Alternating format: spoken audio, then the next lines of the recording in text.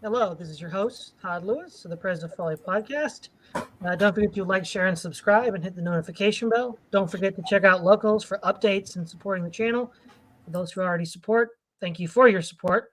I'm joined again by Swithun, Dobson, Keith Preston, and Terminal Philosophy to discuss our roundtable of the week. And it's the China's South Pacific Gambit. So recently in the news, we've been hearing a lot about the Solomon Islands and the bilateral security treaty that the Solomon Islands have signed with China. Now, what's interesting is over the last few years, China has not only been involved with the Solomon Islands, but also Fiji and Vanuatu and other Oceania countries in order to develop economic and political allegiances there. So there's an overall broader Chinese strategy, which is dealing with getting smaller, poorer nations indebted to them in order to then call in that debt and say, well, look, now we're going to just take some strategic asset that you have. Now, the first thing that's interesting on how this is being reported is the anti-globalist left is like, oh, this is terrible. China's the bad guy. When like only 20 years ago, they were attacking the IMF and the United States for doing the same thing. And it's completely ridiculous. I don't know what's going on. The other thing is, if we look at, for example, the Solomon Islands directly, we see that their president, Manasseh Sogavare, is on his fourth term and doesn't seem to be very popular. In 2019, he was elected for his fourth term, and there was lots of riots from the opposition. There was also lots of riots in 2021 to deal with his COVID policy, which is, again, not popular. And the rioters identified China as his support because during the 2021 COVID riots, they attacked Chinatown. Now, what's interesting is Manasseh decided to change the Solomon Islands policy on China, the policy being that we recognize Taiwan as the legitimate representative of China. Now, this is actually quite big because it overturns 36 years of Solomon Island policy. Now, what's interesting is it seems that his position is precarious, and in part that might be why his domestic position is precarious, and that seems to be in part why he might be reaching out to China. The other thing that's interesting about this is China seems to want to have him in charge because any other opposition candidate would likely not support Chinese investment in Chinese bases. Now, according to the treaty that's been signed, apparently, even though China will have some security forces in the region, they are officially supposed to be under the control of the Solomon Islands. The Solomon Island government makes an appeal to a similar treaty that existed with Australia, so similar terms and conditions. There aren't supposed to be any firearms on the island by these Chinese security forces, and they say there isn't going to be any base. Now, again, what they say one day isn't the same next, and that's true with not just China and the Solomon Islands, but Australia and the United States as well. Now, one can then see, well, what's China's goal here? Well, I think China has a few goals here. One is the idea that they need to isolate Taiwan. There's less than 20 nations in the world that officially recognize Taiwan as the official Chinese government. But in order to diplomatically isolate Taiwan for the broader plans we've already been discussing on the roundtable, they want to sort of poach these smaller nations and keep Taiwan diplomatically isolated for a bigger move. I think there's one reason why this treaty went through. Another reason is, while it's not likely that if there was a war with the United States or Australia or any of these allies, that they could project power into the Solomon Island chain, what they hope, I think, is if, depending on when the war happens, if they can kick the can down the road, they can develop infrastructure and support there such that it's less exposed than otherwise. And even if in a larger strategic war gets lost, in the short term, it can project strategic influence and power. So it's sort of like a fleet in being strategy where, well, look, we have some assets here, enough assets to keep Australia distracted from what they might be doing elsewhere. Now, lastly, we've got Morrison's famous red line discussion, which even in the Australian media, people have considered that laughable. I mean, how is Australia going to enforce a red line against China? One interpretation is that this is, a desperate gambit for Australia to look strong in the public eye. I think a more likely argument is that he knows the United States will back him. And a lot like Serbia in World War I, which knew that Russia would back them, they feel empowered to make moves they wouldn't otherwise make. And so the real irony here is with Russia and the Ukraine, Putin said that Ukraine was his red line. He wouldn't allow Ukraine to ally with the West. This is literally the same thing in reverse, where Australia and the West is saying, we will let Solomon Islands ally with China. Well, what's good for the goose is good for the gander. If Ukraine can make the decisions to join NATO, then shouldn't the Solomon Islands? Now, this is exactly the kind of hypocrisy that the old anti-globalist, anti-imperialist left would attack. But I don't think we'd see that in the news anymore because of for changes that we've already observed happening. So, Keith, what are your thoughts on China and the Solomon Islands? Well, I think this has to do with China's wider geopolitical strategy.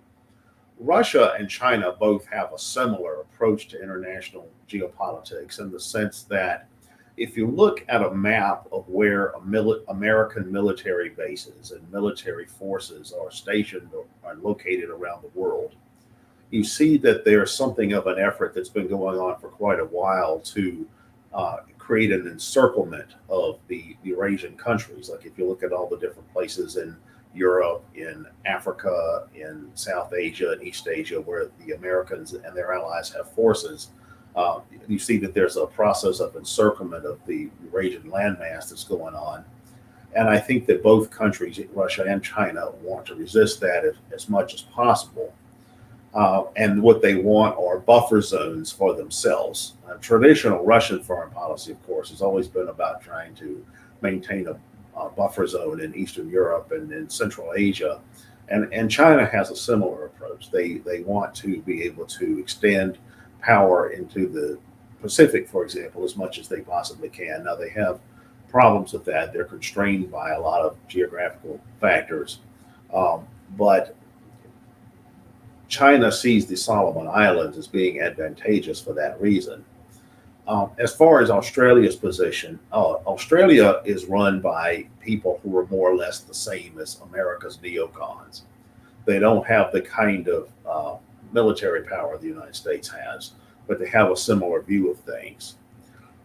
And Todd's right in the sense that if the Australians had any kind of scuffle with China, the Americans would certainly back them up 100%. Australia is one of America's strongest allies. I mean, it's like England or something. It's like the England of the Pacific. So there's no way that there's going to be a fragmentation between Australia and the United States. In fact, I've long suspected personally that Australia's internal politics is largely controlled by the United States, indirectly. But that's the gist of it. I mean, that's really the gist of it. It's very much the same thing that's going on in the Ukraine. It's a question of China wanting as large a buffer zone as it can get from incursions by the West and Western allied forces. Technically Japan and places like that aren't really the West, but they're Western allies, so they might as well be the same thing. Certainly from China's perspective, a country like Japan might as well belong to NATO or something like that. So and of course the Americans are trying to and their allies are trying to encircle China in the same way they're trying to encircle Russia. If you the American military policy in that region is based on this thing nowadays called the Indo-Pacific Alliance, which is about trying to build an alliance of states throughout the Pacific and South Asian region in opposition to China. So that China views itself as acting defensively by trying to extend its own hegemony over the Solomon Islands. All right, Swithun, what are your thoughts?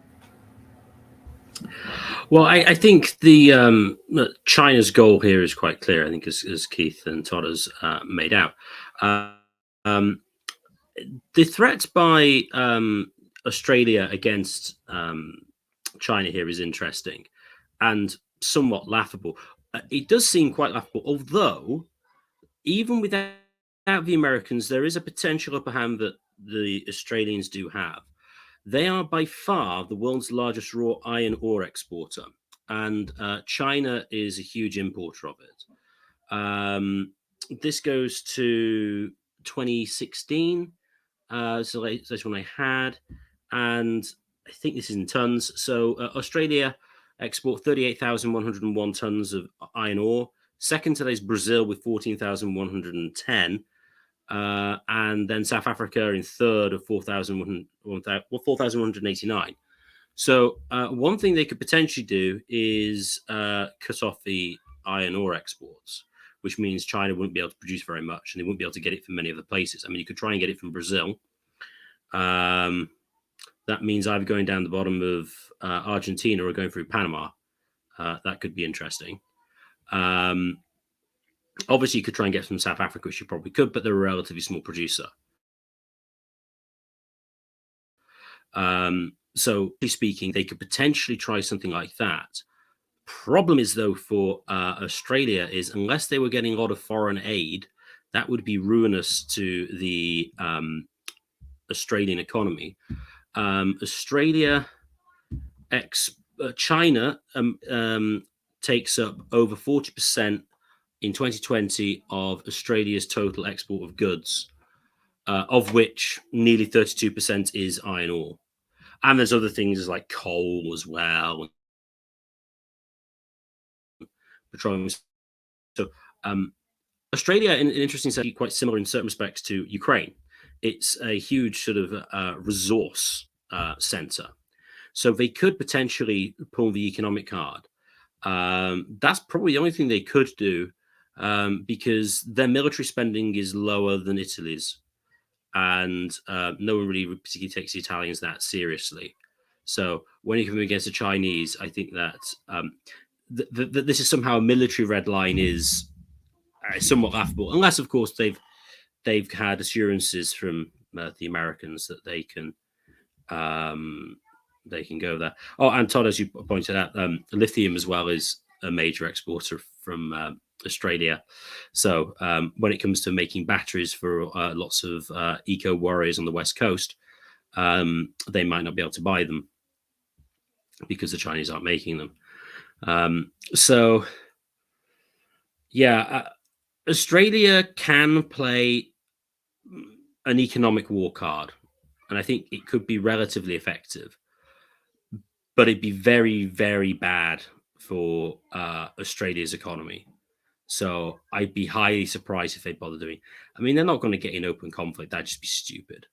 I mean, that just seems ridiculous saber rattling from the hard men who in Australia who think being hard is locking the entire nation up, which I suppose, given their lineage, probably made some sense historically, but hopefully not for much longer. So yeah, those are my sort of general thoughts on the Australian relationship here. All right, terminal philosophy. Right. Well, there's definitely no doubt that China has military and and economic ambitions in the South Pacific. I think when war is a possibility in any scenario, I think it's important to at least establish the material realities, once again, of China's current military capabilities as well as Australia's, and sort of some speculation on what alliances would be formed. I think while China has an enormous army, or at least the ability to, a vast population to pool from to create a large army, and it's also been the beneficiary of, modern military tech to Russia and Israel. And that bit about Israel is an entirely different subject and mess. But regardless of that, and additionally, China, of course, has introduced the hypersonic missile. It's also in possession of the Russian-designed T-14 Armada main battle tank, which has some interesting developments in terms of armor and ballistics. And also, on top of that, it has many relatively modern rocket artillery platforms. In spite of all that, China still does not have this large blue water navy. Now, I know that we've speculated on this recently in several episodes, but in order to project power, especially military power, and secure economic influence, China really does need a blue water navy to make that sort of a lasting effect rather than just some sort of hollow threat. Now, a war between Australia and China would certainly involve the United States and the United Kingdom. It might even pull in Japan, as both China and Japan have been at odds, for the 20th century and well before that. Now, we've discussed the Chinese Navy in terms of its ability to, send fighters from aircraft carriers, and it's still, I mean, really, it's the Blue Water Navy, and to whatever extent it exists for China, it's in its infant stages, and they need, something like a Nimitz class aircraft carrier, or at least several of them, in order to send air power, because air power is this critical aspect of warfare that makes you dominant in any war, basically since the Second World War. So there's a lot of chest beating, obviously, from China, but I think what Keith said earlier is that, he said in terms of the Ukrainians are like the new Mujahideen. I thought that was kind of a funny comparison. I think it's certainly true. We would regard the Australians, basically, I mean, we would kit them out, because they would certainly request it with intel and with certain weapon systems. I mean, Australia is already a very modern military. It's just that they don't have the numbers to probably sustain a campaign against the Chinese by themselves. So they would certainly pull in the United States and the United Kingdom. But it's interesting how the Solomon Islands government, they're more siding with China right now in terms of this agreement, this leaked document that came out recently. And now Australia's going as hard as they can in order to sort of end this relationship. But I mean, the Solomon Islands are free to ally with whoever they want. But I don't know. I don't.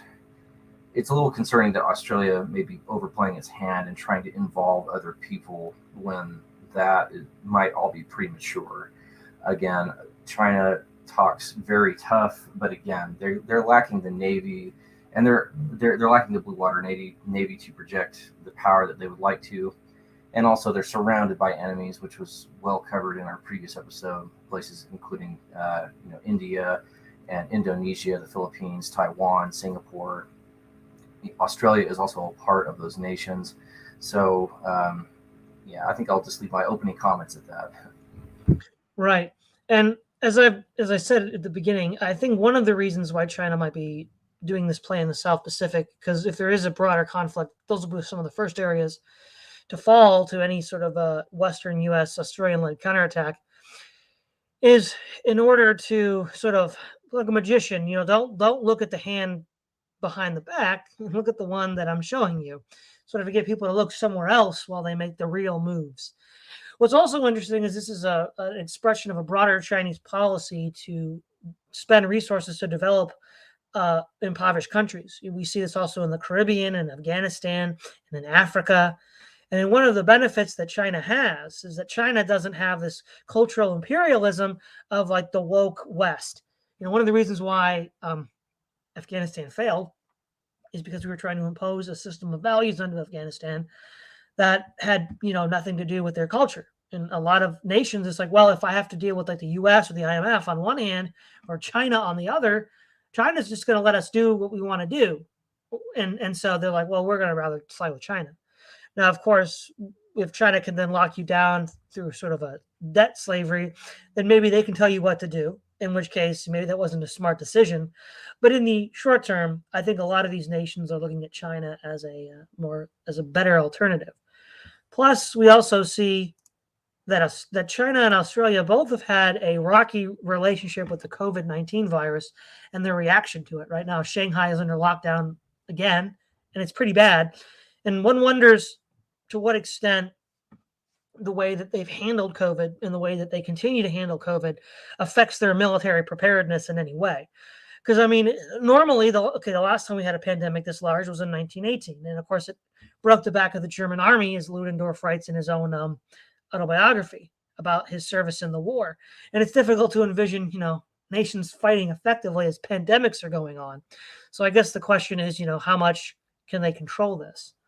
It's also interesting to see that with Australia being so hawkish and bellicose, this sort of like liberal or neoliberal progressive system, which in the 90s and early 2000s was generally anti-imperialist and anti-interventionist. There's a lot of content and material.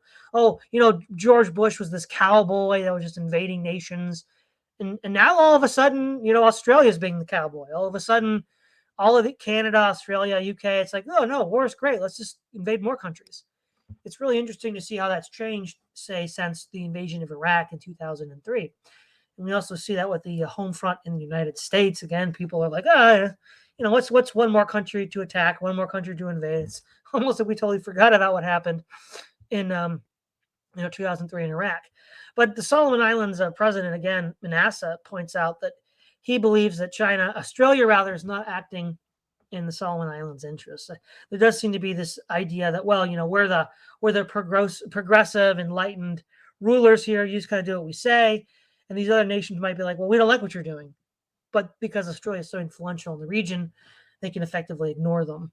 Also, there's the Joint Naval Task Force, which is built around nuclear submarines that Australia, the UK, and the United States are building up in the region in order to presumably contain Chinese threats. And it's difficult to envision how or when the conflict will break out in that region.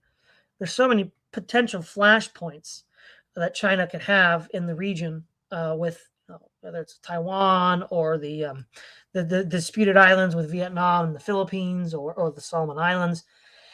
And also as well, the Solomon Islands and Fiji and Vanuatu are also an extension of that broader policy we've seen with the Philippines and Vietnam, where China is forcibly trying to control sea lanes by sort of flouting international law. And so we could also see that as an extension of that policy as well. Keith Preston.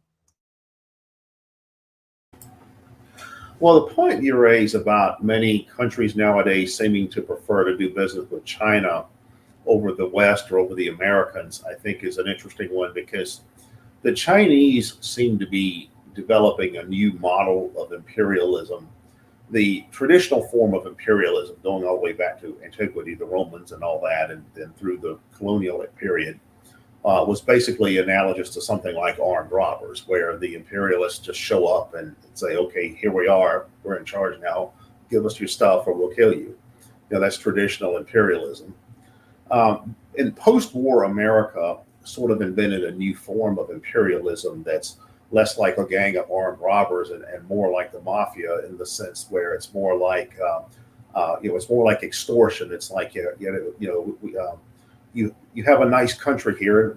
You can pay us to protect you and be ashamed if something bad happened to your country.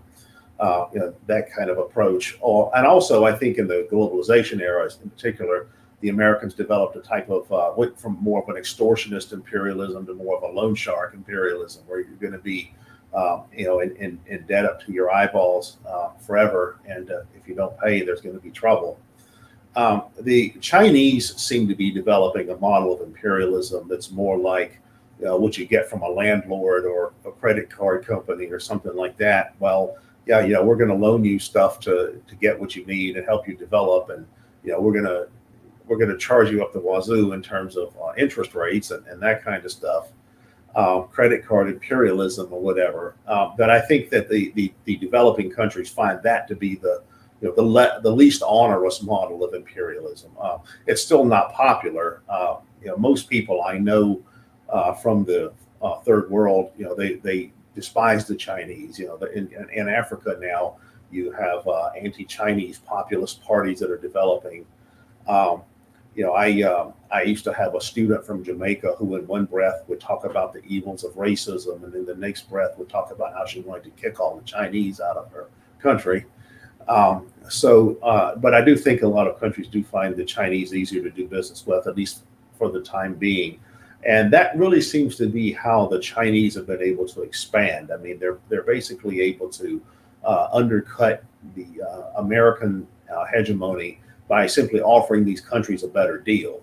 It's like, well, okay, we're just going to be like your landlord or your credit card company, and we're not actually as bad as the mafia. So it seems to be working. Yes, it does. Swithun. Oh, one way in which, though China is a bit more historic, is with its sort of imperialism. is that its only recognized overseas military base is in Djibouti. Now, Djibouti, if anyone knows where that is between Somalia, Eritrea, and Ethiopia.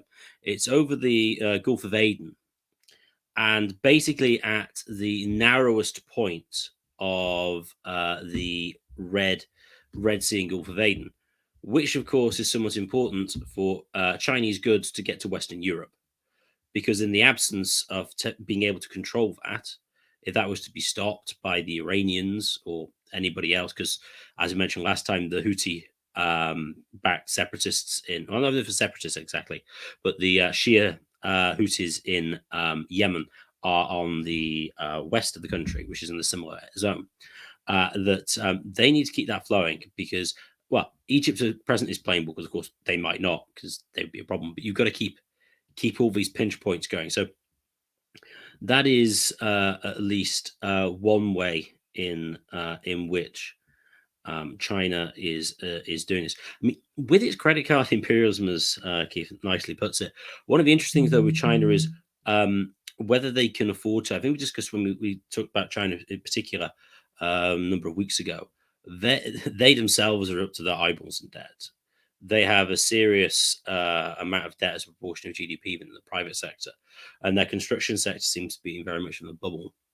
Now, if and when that goes, the question is whether they can continue to offer these sort of nice financial packages to these other third world countries to get their support is another question. As I mentioned last time, I think that is possible. Because if you look at the government debt to GDP in China, I remember it was about 40 or 50%. So quite a lot lower than the US, which is now about 109, 110. It could well even be higher. So they could probably absorb it. But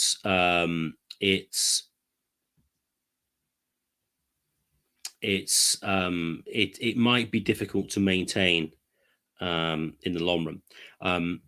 Just to respond to Real Rhetoric, who's made some interesting comments in the chat, he rightly knows that the Chinese are imperialistic within China. China is clearly an empire, but they don't seem to have many goals beyond there or making the rest of the world Chinese or have any Han culture.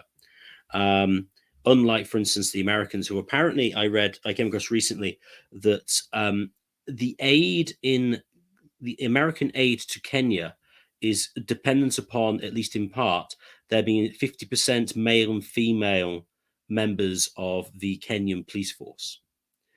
Now, I simply do not see the Chinese ever saying, well, you can have some money only if you have 50% of women working in the police force. I simply do not see the Chinese caring about that. Now, obviously, in Kenya's case, they probably all work in the office anyway. That's probably how they bump up the numbers. But that is something the Chinese simply have zero interest in at all, in any way, shape, or form. They're interested in traditional Chinese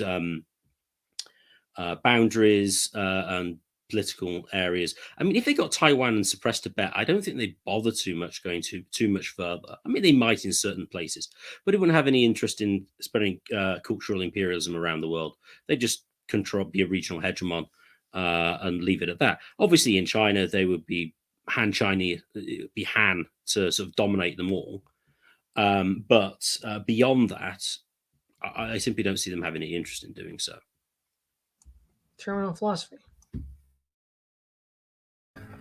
All right. Well, Swithun brought up some good points in terms of the sort of ever-flowing and precarious situation of the Chinese economy. I mean, once again, as we established in some previous episodes, is that China's public debt is incredibly high, and that makes it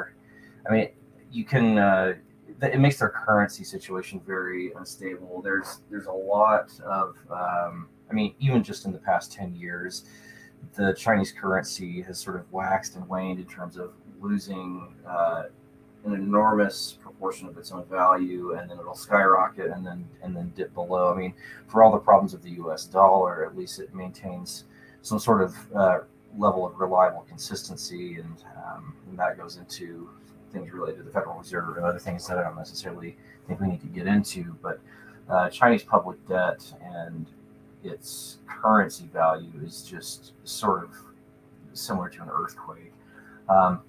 Just a bit more speculation on their military.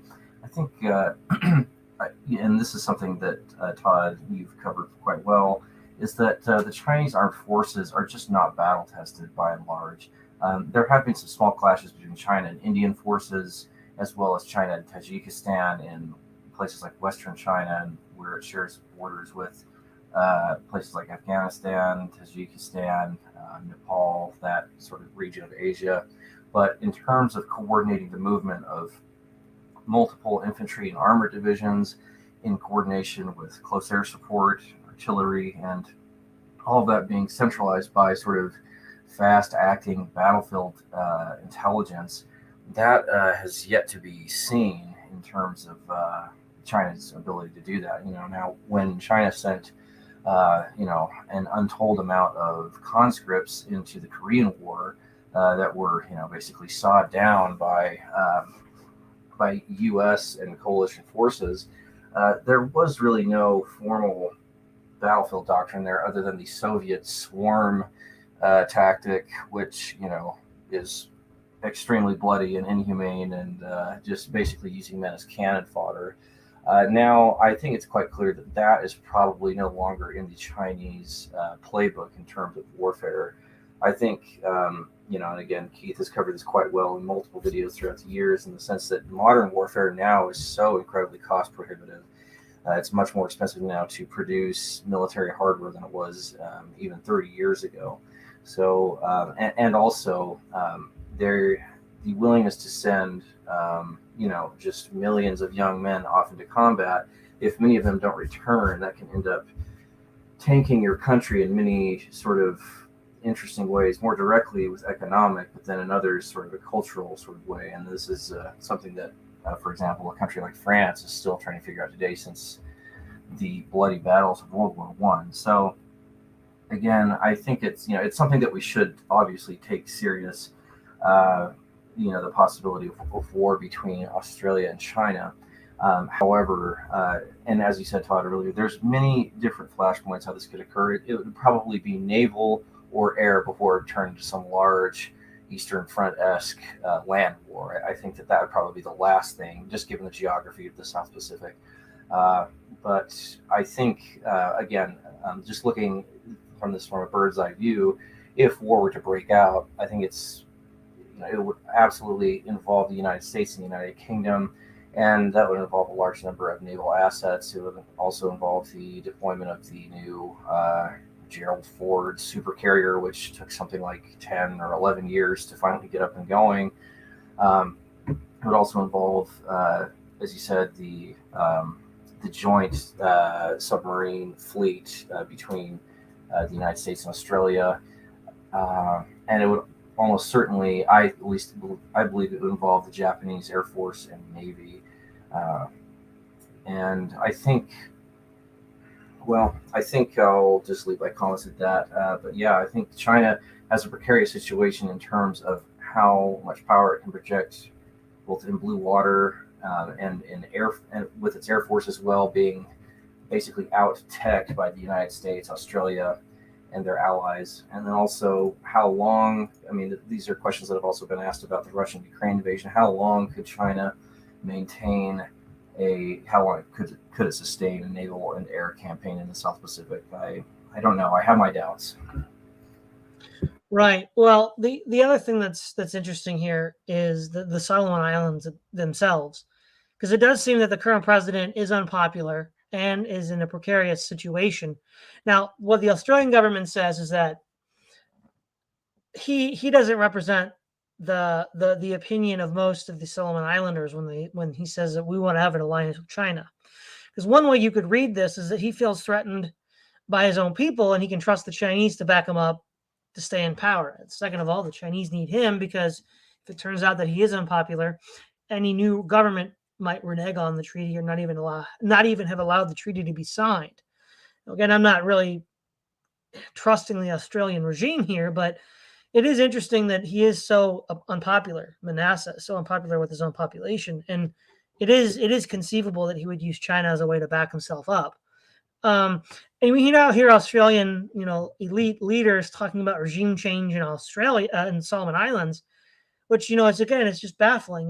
When we talk about regime change in Iraq, it was the Australians, many people from that area that were like, well, this is just the U.S. being a cowboy. Well, now you're talking about regime change in the Solomon Islands.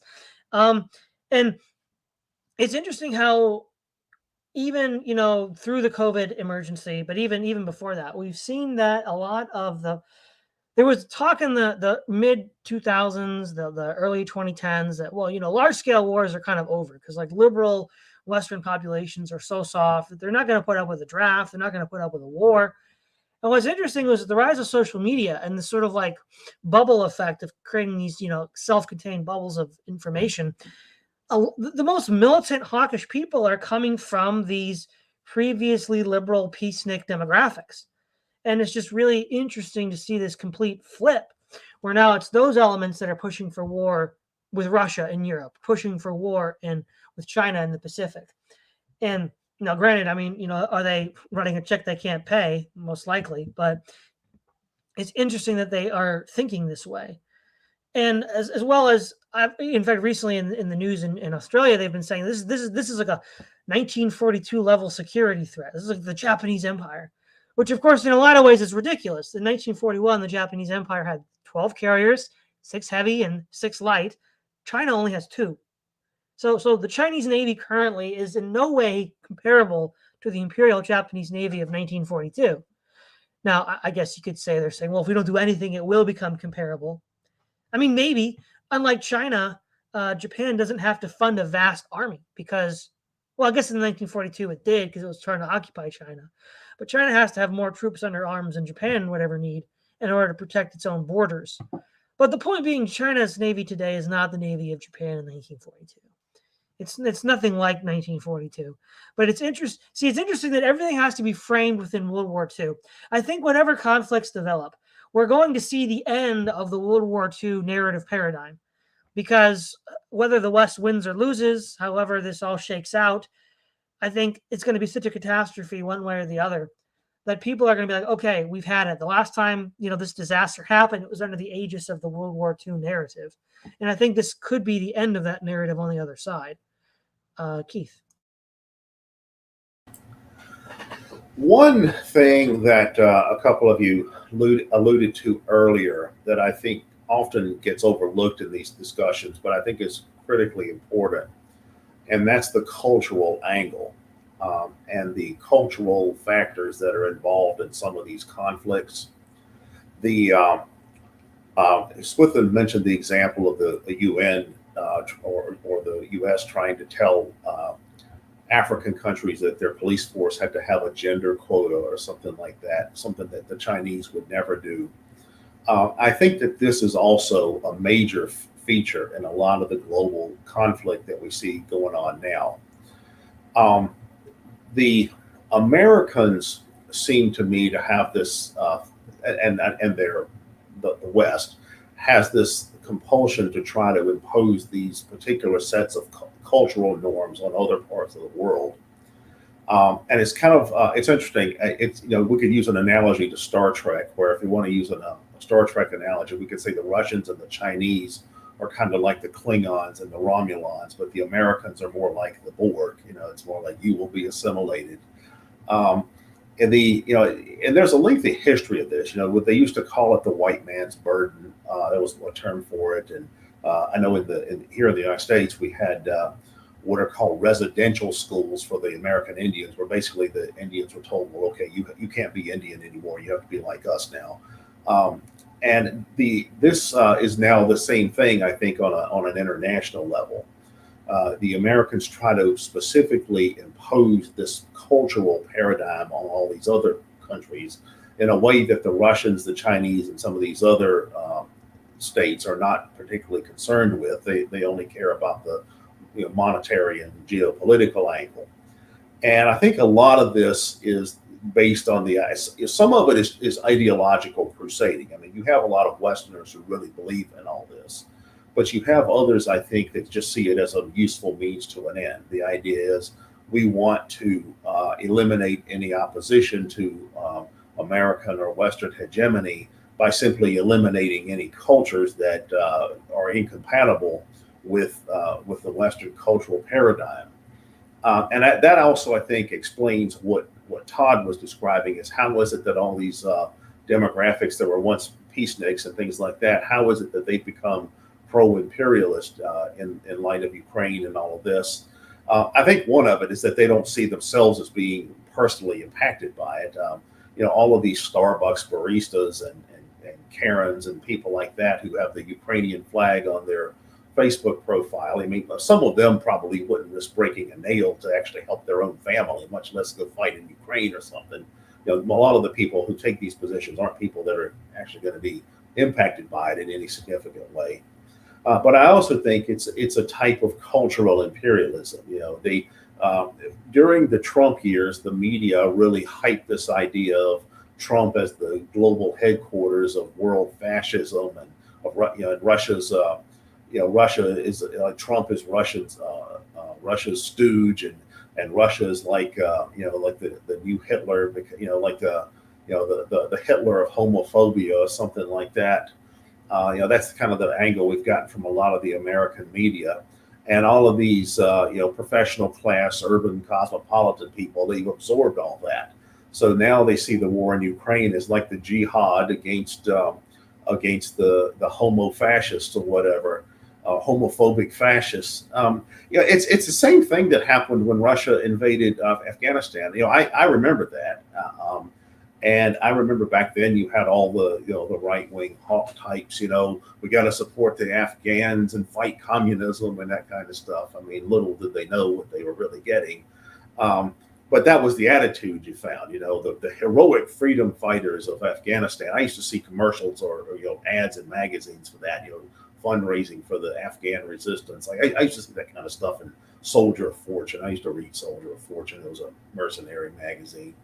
I remember the leaders of the Mujahideen came to the United States to visit President Reagan once, and he was saying, these guys are the George Washingtons of Afghanistan, which I guess in their own way they are, but and I think the thing is the cultural paradigm has shifted, but it's the same kind of psychology, same kind of dynamic where for years now the American media has promoted this idea that Russia is interfering in American elections and putting Orange Man bad in office and not respecting gay rights and not letting the Pussy Riot girls vandalize churches or whatever. So now we've got to have this jihad against the homophobic fascists. And that's why you start seeing this kind of attitude coming out of these demographics. And I do think on a wider cultural level, the Americans and their allies do have this kind of specific cultural imperialism that they practice. Like American imperialism is there's military imperialism with the base imperialism, as Charles Johnson used to call it. But I think even bigger than that is economic imperialism to the IMF and all that stuff. But I think cultural imperialism may be even more pervasive. Some years ago, there was a study that showed that McDonald's golden arches are the world's most widely recognized symbol. Like more people around the world know what McDonald's golden arches mean than know what the Christian cross is, than know what the Islamic crescent is, and know what the Jewish Star of David is. So it's like McDonald's is now a world religion. It's almost like this American commercial and popular culture is the dominant world religion. It's like the new Catholic Church of the Middle Ages or something. And of course, a lot of people from more traditional cultures object to that for all kinds of reasons. And that's one of the reasons why there's resistance to that. And I think the Americans on one hand are really big on cultural imperialism as a means of eradicating resistance by eradicating cultures that might find this objectionable. Right, terminal philosophy. Well, the point about the culture being a factor here, I think, is really interesting. It could prove to be very dangerous for the United States because, as Keith pointed out earlier, we did have sort of this broader cultural agenda for the Afghanis, and it should have been apparent from the beginning that things like, Netflix and this sort of, astronomically absurd notions of, egalitarianism in places like Afghanistan are just beyond incompatible. And there was nothing coming down the pipeline that would have suggested that if we would have stayed there a few more months or a few more years, that, oh, the Afghanis will turn around, they'll give up this sort of they'll give up this sort of radical Islamic lifestyle, and it won't be, Afghanistan won't be ruled by different sort of local warlords. It'll be centralized in Kabul, and the women will be wearing dresses, and they'll be learning queer theory and all this other nonsense. Like, there was nothing suggesting that was going to happen anytime soon, and it was an absurd tactic by the United States and coalition forces to begin with.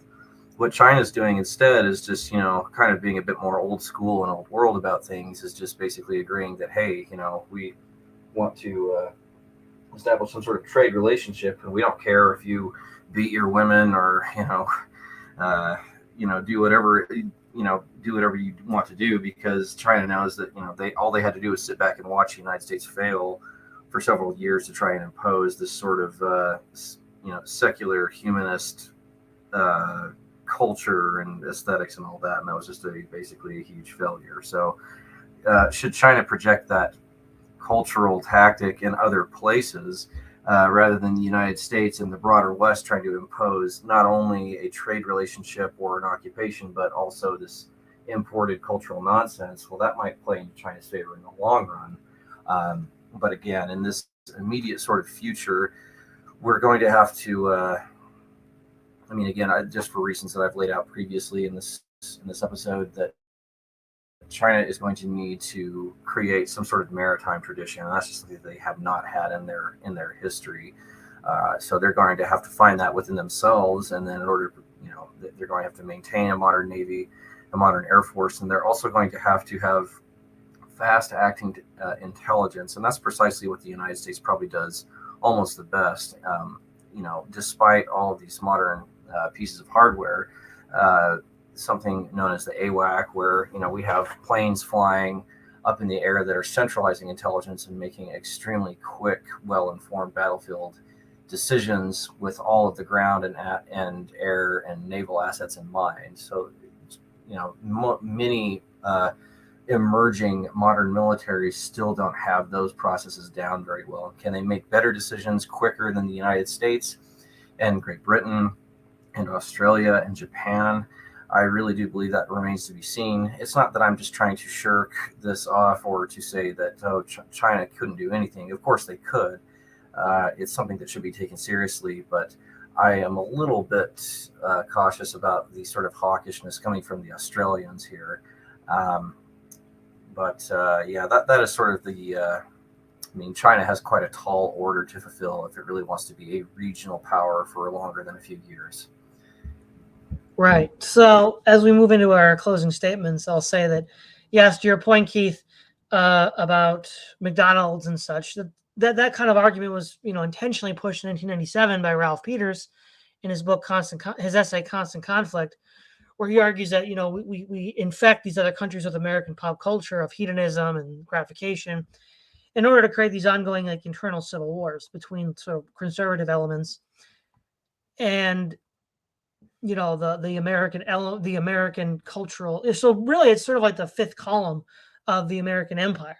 Things like MTV and Netflix and all that stuff. And as to the points about China not having the naval assets yet, that's technically true, but I think what people need to remember is that if we look at the United States military in 1940 and made projections about its performance in World War II based on that would have been foolish, because the United States, with its industrial base and its implementation of conscription, became the world's largest military by the end of the war. So basically, what's China's potential in a kind of situation like that?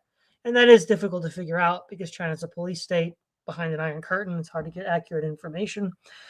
Australia, I think, there's a tendency in wars, we see this in the Peloponnesian War, where smaller nations that are part of a larger alliance, or even World War I with Serbia, they tend to be more aggressive than the larger nations because they believe that the larger nations will back them up, and that tends to get wars started. So it wouldn't be inconceivable that some conflict with Australia, because Australia is feeling its oats is what leads to this broader conflagration.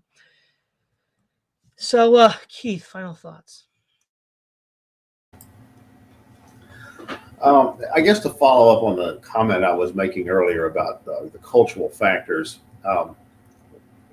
when it comes to cultural issues, the Chinese have basically the opposite approach of the Americans, in the sense that the Americans are a cosmopolitan society, and they also try to export that cosmopolitanism aggressively, whereas the Chinese are a very insular type of, almost xenophobic type of society. And for that reason, I don't think that they would, in the long run, make very good imperialists. I think they would be concerned about cultural contamination to a much greater degree than the West would. I don't think ultimately the Chinese would ever open their borders to, say, mass immigration or something like that, in a way that it became some sort of genuine demographic threat. I think even when it comes to involvement with overseas cultures or in other nationalities, I don't think that the Chinese would be comfortable with the idea of allowing even their trade relationships to become a process of cultural assimilation, where they start to absorb aspects of other cultures, for example, the African culture, the Middle Eastern culture, or something like that.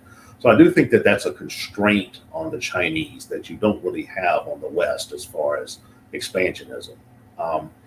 That's one thing. As far as the geopolitical aspects, one thing I think we'll see more of is that if China becomes more powerful and starts flexing its muscle more in the Pacific and in Southern and Central Asia, I think we'll start to see more of a coming together of the surrounding countries in a type of anti-Chinese alliance. The Americans are trying to put that together more or less anyway with this Indo-Pacific program. But I think even we'll start to see more initiative of that type among the East Asians and South Pacific and South Asian countries, the same way that we have seen in Europe in response to what's happened in Ukraine. Europe had a reputation for being somewhat dovish in its approach to international relations. But as soon as the Ukraine situation started, Europe did an about-face and imposed sanctions on Russia and all this kind of thing. And I think you would see the countries of the Pacific taking a very similar approach. Let's say, for example, that China launches a full-scale invasion of Taiwan and says, "Well, this is ours now." Well, I think the South Koreans, the Indonesians, the Japanese, the Australians, the Filipinos, possibly even the Indians and some of the Southern and Central Asian countries, Bangladesh and places like that, Pakistan, would probably respond in a somewhat negative way. They would say, "Well, wait a minute now, this is getting a little bit out of hand," the way the Europeans did with the Ukrainians. So that, I think, seems to be a constraint that's on China as well. I do think you would see more resistance to Chinese imperialism or expansionism, or whatever you want to call it, the more aggressive it becomes on the part of the surrounding countries. All right, Swithun, final thought. Just a point on China's overall goals. I think it seems clear to be a nationalistic country. It is not international socialist, despite I think officially being so.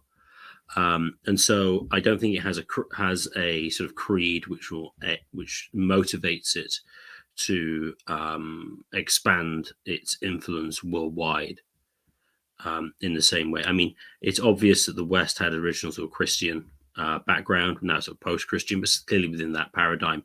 And Christianity, in certain respects, is a universalistic religion.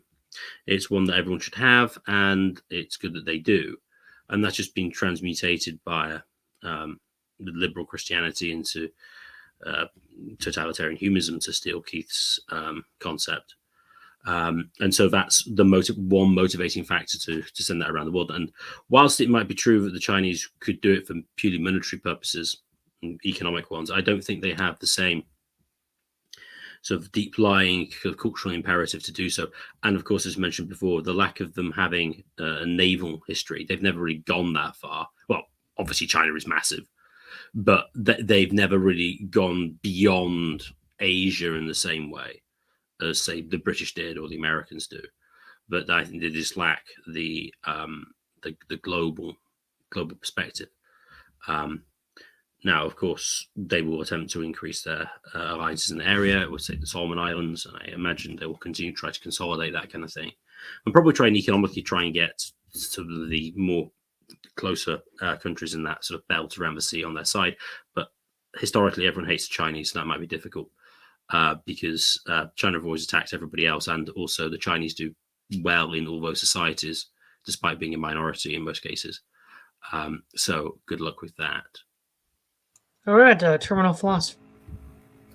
All right. Well, just as Swithun had said, and what I said earlier is that China really is surrounded by enemies that it has created, and it has land disputes with something like, I think, 12 or 13 nations. That includes places like Tajikistan, Nepal, Bhutan, I think Bangladesh, India, Taiwan, so on and so forth. It really doesn't have an alliance that it can cling to. I mean, perhaps it doesn't need to because of its own internal powers, but again, there's many internal contradictions that China is facing, and I think perhaps the largest one is simply economic.